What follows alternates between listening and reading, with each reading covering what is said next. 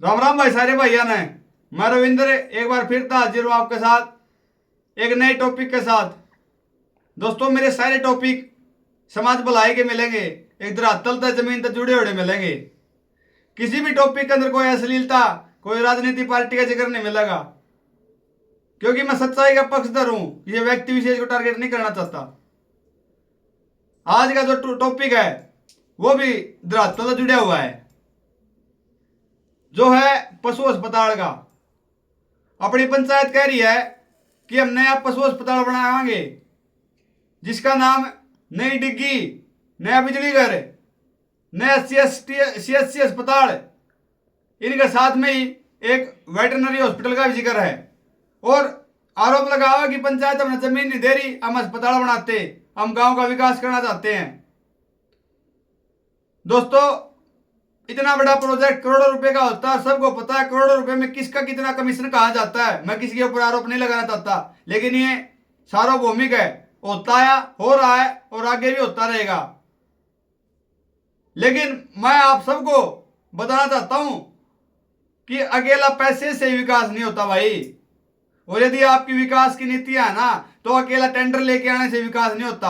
आप बिना टेंडर से विकास कर सकते हो, जिसमें आपकी नीतियों से पता लगता है कि आप क्या विकास करना चाहते हो या विकास करना नहीं चाहते। आज फिलहाल पूरा गांव पानी में डूबा पड़ा है।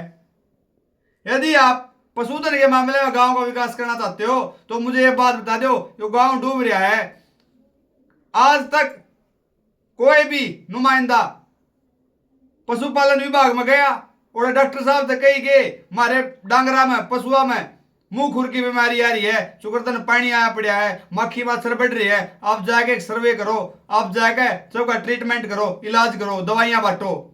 नहीं किया गया, क्योंकि आपको चाहिए टेंडर, प्रोजेक्ट। आप कहते हो बड़े बड़े डॉक्टर आएंगे यहाँ पे, करोड़ों रुपए में काम होगा यहाँ पे, बड़ी जमीन चाहिए आपको, अच्छे अच्छे सीमन आएंगे, बहुत अच्छी बात, अच्छे सीमन आएंगे। आपकी विकास की नीति है, इसकी तरफ दिखाई दे रहा हमें, लेकिन ये विकास के साथ आर्थिक स्थिति को सुधारने की भी नीति है, जो कि आर्थिक स्थिति पंचायत की नहीं, आपकी अपनी आर्थिक स्थिति को सुधारना चाहते हो। यदि आप अच्छी नस्ल की बात करते हो ना, तो मुझे ये बता दो, कदे बड़े बूढ़े के साथ जाएगा कोई पंचायत का झोटा लेने गए होगे? कोई अच्छी भैंस, अच्छा दूध वाली भैंस का रड़ा लेने गए होगे, जिस तरह मानना कि हाँ आप विकास करना चाहते हो? अरे शर्म की बात है, पंचायत में खुद का कोई काटड़ा को नहीं, खुद का सांड को नहीं, झोटा को नहीं। वो देखो सज्जन पुरुष ने घर पाल के छोड़ दिया अपना एक ग्राम भलाई में, वो हो विकास की नीति। पहले बुढ़े बुढ़े नाच पात कट्ठा कर करते, चाट बाखर कट्ठा कर करते, आपने मानस कट्ठे करे के इस कदम में आपने पैर ठाया के नहीं ठाया, क्योंकि आपने चाहिए प्रोजेक्ट, वे भी करोड़ा के, छोटे मोटे नहीं चाहिए। एक अच्छी भैंस का, एक अच्छी नस्ल का कटड़ा किसी गांव में आता है, उस गांव से पशुधन में सुधार आता है, पशुधन में सुधार से एक किसान के घर की आर्थिक स्थिति में सुधार होता है, उस आर्थिक स्थिति से उसके बच्चों के विकास में, लालन पालन में विकास होता है, और उसी लालन पालन से बच्चे अपना भविष्य बनाएंगे, गांव का विकास होगा, फिर देश का विकास होगा। इसके अंदर पैसे की जरूरत नहीं है, सामाजिक भागीदारी की जरूरत है, जो आप नहीं कर रहे। अरे सोचा ही नहीं इस बात में, तो कदे कुछ कदे जिक्र भी उठा है, नहीं उठा।